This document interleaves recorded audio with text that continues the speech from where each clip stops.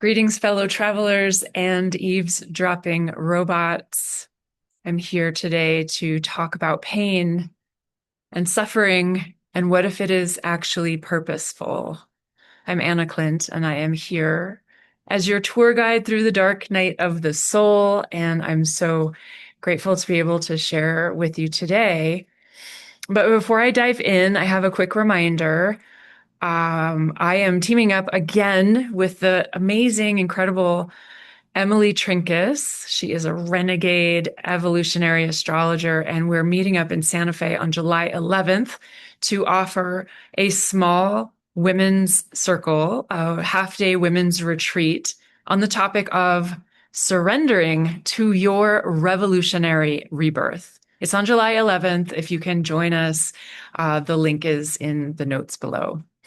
And happy solstice, everyone. This weekend is the solstice, and where I sit, it is the summer solstice. It is also known as the Cancer solstice when the sun enters Cancer, and it marks the turning point in this great wheel. Last week, I spoke a little bit about how nature is an oracle, and we can use the planets and the stars and the heavenly bodies as an oracle for us too. And I always feel a sense of exhale and everything quieting down in my system a little bit when we hit the summer solstice here in the Northern Hemisphere, because I know that even though summer is just technically beginning, the sun is now marching towards slumber, and slumber means darker nights, and it's easier to sleep. And so I like the winter for that reason. But happy solstice to you, wherever you are, whichever way the sun and moon are dancing. Right now, they're at almost equal. The day and night are equal, and pretty soon in time, that equality will shift and one will begin to take over. And you can take your own messages from that.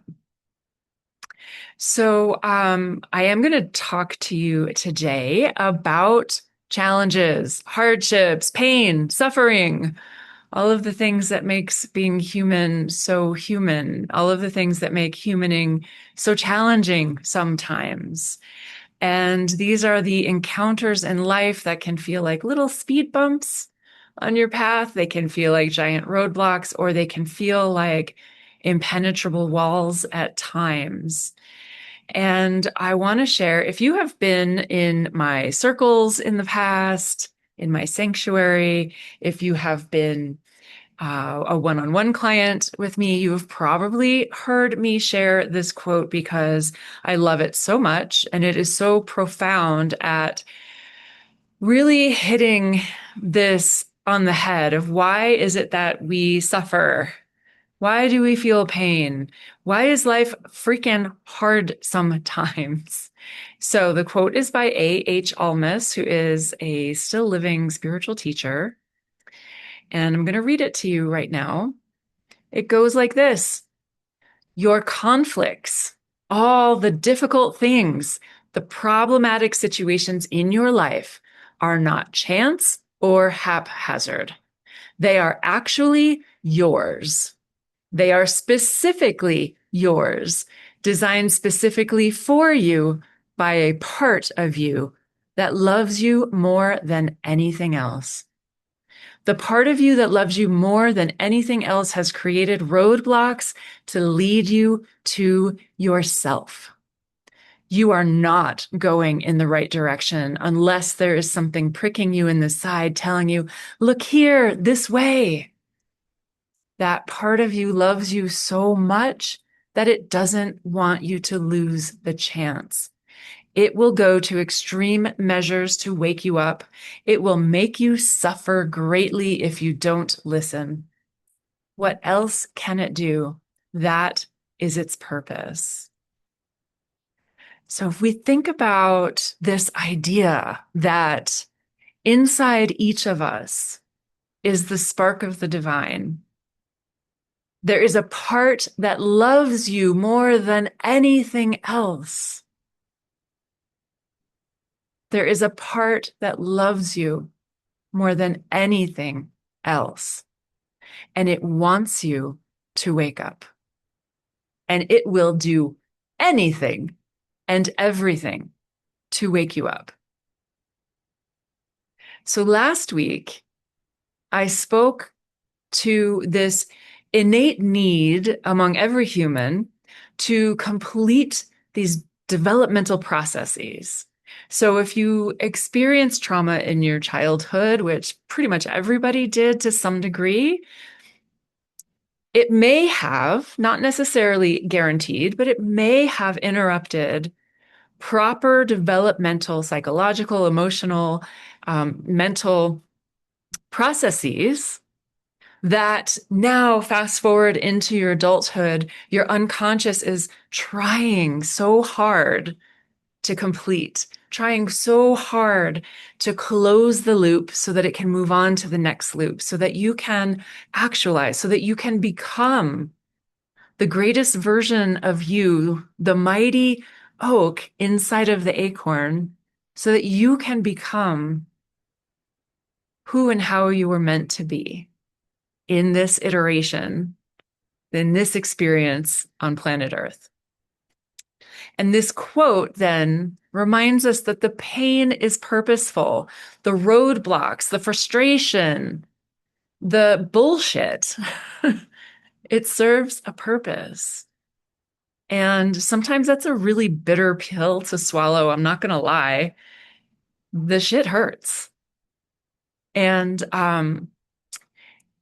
but when we can take this view that there is a part of you. Now, again, this also kind of speaks to how some spiritual teachers do think that we are reincarnating again and again. And, this is not new news. This is, coming from 5,000-year-old, ancient, traditions from India and whatnot, but that we're incarnating again and again. And even the ancient Gnostics, they believed the same thing, that we're coming back here to Earth. Now, they might have different reasons why we're coming back here to Earth. We're not going to get into those shades of distinction here, but this idea that we're coming back again and again so that we can learn those lessons, so that we can complete these developmental cycles that our individual psyche, or perhaps our individual souls, need to experience. It's shitty. Why would any of us want to come here and, get to experience what it feels like to not have your mother or your father love you and care for you, or to have them die when you're young, or to have your own children pass on before you? What horrendous experiences these are. And I do not mean to make light of them. It is not trivial to say that there is a part of you that loves you so much that it is going to inflict pain upon you. It's a bitter, bitter pill to swallow.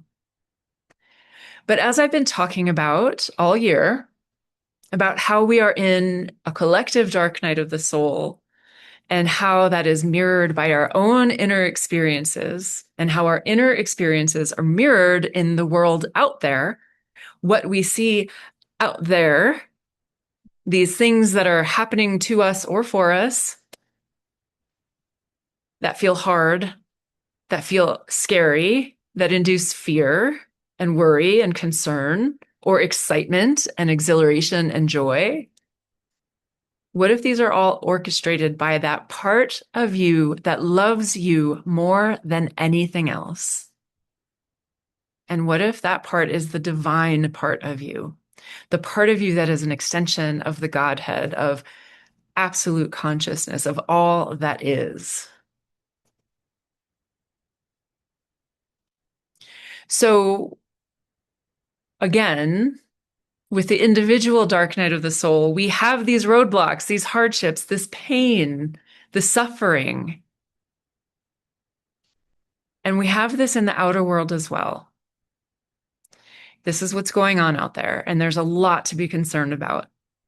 And there's a lot to take into deep reflection as to whether or not you're going to let it destabilize you, uncenter you, unground you, or whether you're willing to, in a moment by moment practice and not get it necessarily right all the time, but come back to centeredness, come back to that what if question of what if everything that's going on out there, because out there is simply an out picturing of what's happening in here, what's happening in here.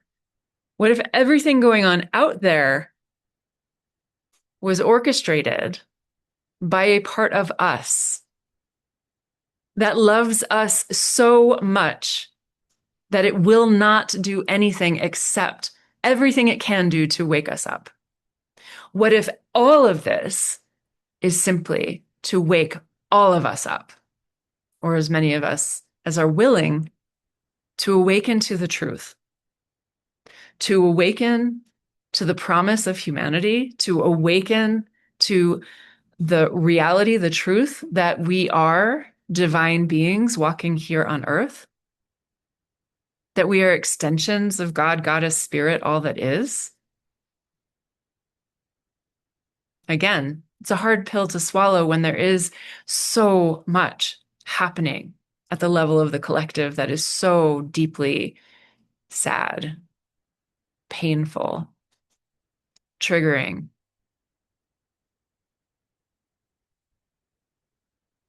And I will remind you that none of us really know what's really happening for real, for real, for real. Those news sources that we used to think we can trust, we can't. And we can't be everywhere at once to understand or see firsthand what's actually happening in various places on the planet. But we can engage in our local communities, be kind to a neighbor, receive kindness from a neighbor. All of those things we can do. And we can use that as a springboard to extrapolate what's happening. So again, what feels like chaos, that which induces fear, potentially terror, that which feels burdensome out there, what if it's here to wake all of us up? Some people will call this spiritual bypassing, right? Now, we're not blaming the victim. Terrible things happen to people all the time. Terrible, unconscionable things. And it is not that person's fault that they got raped or attacked or who knows what. And it's most definitely never, ever the fault of a child when something happens to them, ever, ever. In fact, we as society are responsible for what happens to children. But what if this is also just a psychological kind of bypassing, trying to make meaning out of our experience, our sometimes shitty experiences? It could be. But what if it's truth? What if it's actually true? I would love to hear what you think. So let me know. And I will remind you that love is what is underpinning all of reality. Love is literally the substance of the universe, and it is literally the substance inside of you and all around you. And in every moment, we have a choice, an individual choice, to seek that love, to act in love, to be loving and kind to everyone. That is a spiritual practice. It is the hardest practice, to show love and be love, especially in the face of hardship, anger, resentment.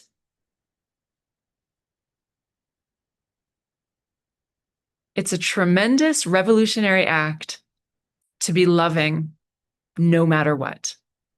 And that is my wish for you. Thanks for being here today.